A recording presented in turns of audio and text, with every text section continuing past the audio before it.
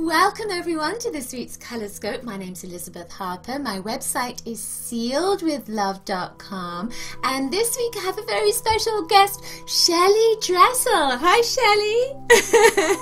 Hi everybody, nice to see you. Yay! Shelly's website is goddesslight.net. She's a channeler. Now she's an intuitive and a psychic and a healer, and she's gone through all kinds of different programs. And she's come to this place where she channels the most beautiful energy. She channels the goddess of creation, and she's channeled archangels and masters and goddesses and all kinds of energies that come up.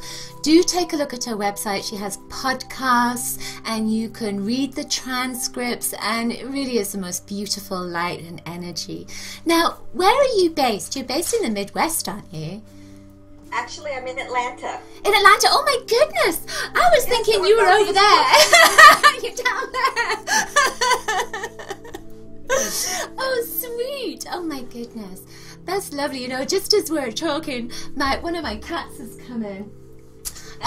Grit. He's decided he's going to play with the artist stuff, so that might be a part of our message. Well, and I have a dog, Luna, who oftentimes is a part of everything that I do too. I think that the animals are amazing energy movers, energy transmitters.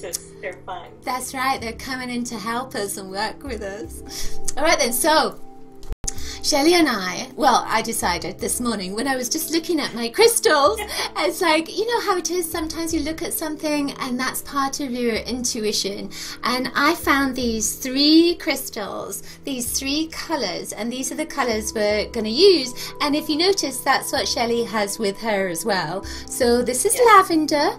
This is the rusty red, and this is a light blue. So we're going with lavender, rusty red, and light blue. So use your intuition to select one of those colors, lavender, rusty red, or light blue. All right then, so we're going to talk about, go on. And I was just going to say that one of the things that I do when I'm working with colors is not only to see them as the color, as the solid color they are, but the light of the color, or that color infused with light, and that just changes all the dynamics of it. That's lovely. So people as they're considering these things, look at the colors and then add light. That's, perfect. Thank you, Han. So now we're going to start with lavender, right? So it's this lavender piece. This is supposed to be Lavender Obsidian. At least I bought it that way, as Lavender Obsidian. Lavender's a really beautiful color. It's very magical. It links with spirit, of course, with a very high vibrational energy. If you're linking with it right now, then you may be feeling very sensitive to energies around you, very sensitive to the little people. And of course, Grit coming in, my cat, is very linked with the fairies. So you could be linking with fairies at this moment. Obsidian is an interesting crystal because to me it links with something from your past, and a gift, an ability, a message from your past. And with this lavender, I don't know if you can see it properly, but it has all kinds of different striations in it, almost like it has seaweed in it, but it's lavender. So I feel like you may need to just dip into your emotions at the moment and link with maybe friends, soulmates, past energies, gifts, something like this. It's coming up through this lavender energy, and there's lots of light that's coming up through here, and I feel you have to unravel something, and it's unraveling your sensitivities, unraveling your gifts, and you're feeling it around you in your energy field, and you know it's there. It's almost like you have to expand your awareness to tap into it, grab it, and then understand what it is. And when you do that, you're going to find a new message or a new gift or something which is just, it's connecting you with others. I feel like it's old energy and yet it's fresh and new at the same time.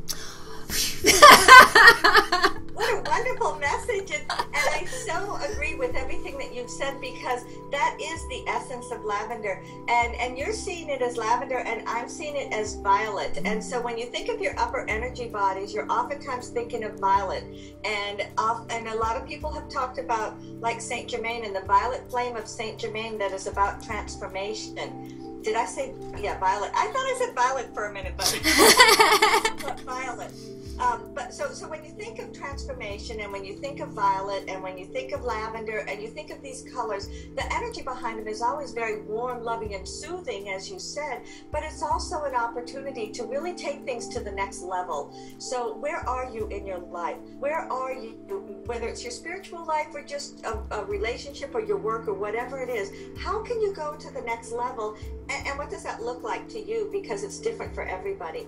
And so when you consider going to the next level or transmuting something or shifting something, it's a great, great, great opportunity for you to say, okay, I've gotten all I need out of this. It's been a good, bad, in between experience, but I'm ready to just let that go. And this, we're having our discussion at the beginning of a year, which is also a great time to have all those energies of letting go of the past and bringing in the beginning. So here we are in a new place, and we're in a place of transformation, and we're in a place of bringing in the new.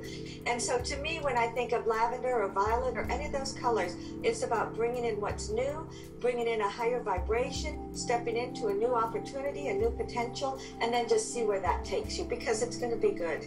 Cool. Thank you. All right then, so our next colour is this rusty red, and if you see, that's the chair that Shelly is sitting in. That same rusty red. When she first came in and said, oh look, you've got the red in your chair, and I was like, oh.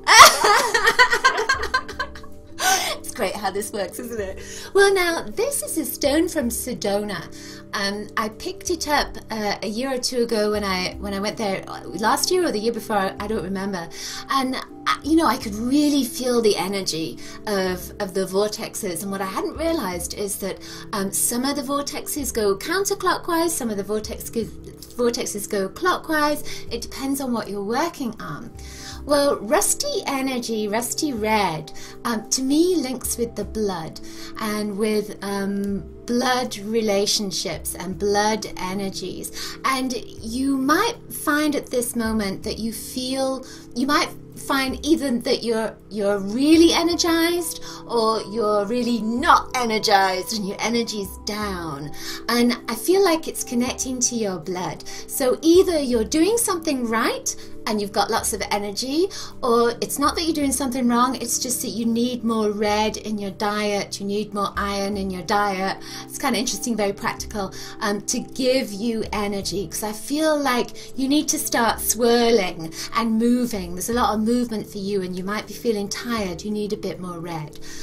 This energy as a rock, I feel you need to be grounded and solid and in this present moment, and don't go out there. Stay in this now, who you are right now. I'm wearing red pants to ground me, and I think that maybe you need that too. All right then. Finally comes out, doesn't it? It's amazing how it all comes out, because as you were talking about this and talking about blood and iron and stuff like that, the whole time I was thinking, oh no, I'm thinking grounding, I'm feeling grounding. And so you picked up on that too. To me, when I see that rock and when I think of the energies of Sedona, because I have also visited there, it's a mystical place. So to me, when you think of the red rocks of Sedona, it's about mysticism. It's about that link to things that are not often seen in our everyday life. It's about what is bigger than us, but yet it can be as an intricate part of our life.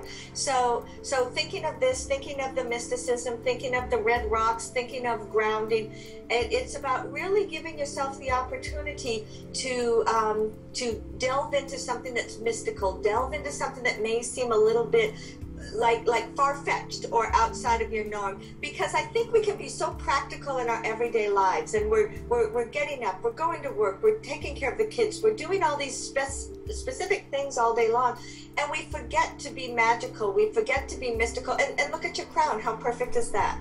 And so to me, the energies of Sedona and the grounding and the mysticism is about bringing magic into your life in whatever form it may be. It may be reading a book for 15-20 minutes. It may be meditating. It may be playing outside, and we've got pouring down rain here, so go play in the rain. Whatever it may be, but it's about bringing something mystical and energetic into your life, or making take a vacation from your life. Cool. All right that, you know, as you talk, there's all this light that keeps coming around you. It's really pretty. It's very nice. Like a golden swirly light. Oh, I love it. Yeah.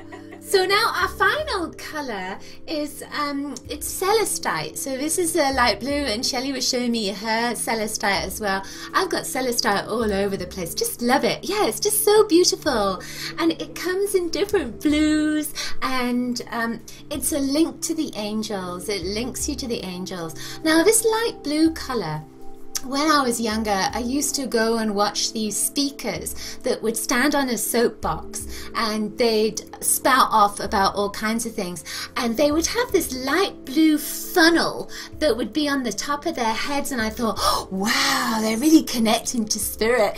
But actually what they were doing was, this light blue is inspiration. They were pulling inspiration down, and it wasn't necessarily a spiritual inspiration. And I feel that with this, that it's very much about being inspired. You may be inspired by angels, you may be inspired by spirit, but I feel like you're reaching up for that inspiration and pulling it down. And you know, when you're reaching up, you could be reaching to that great consciousness, to the Akashic records, to the stars. You could be reaching for whatever, but you're bringing it down. And with this, it's very creative energy. So you could be expressing it through artistic ventures, or you could be speaking about it. But I feel that you may not necessarily know where it's coming from. You just have to allow that clear channel to be open so that it can funnel through into whatever avenue it wants to go in right now.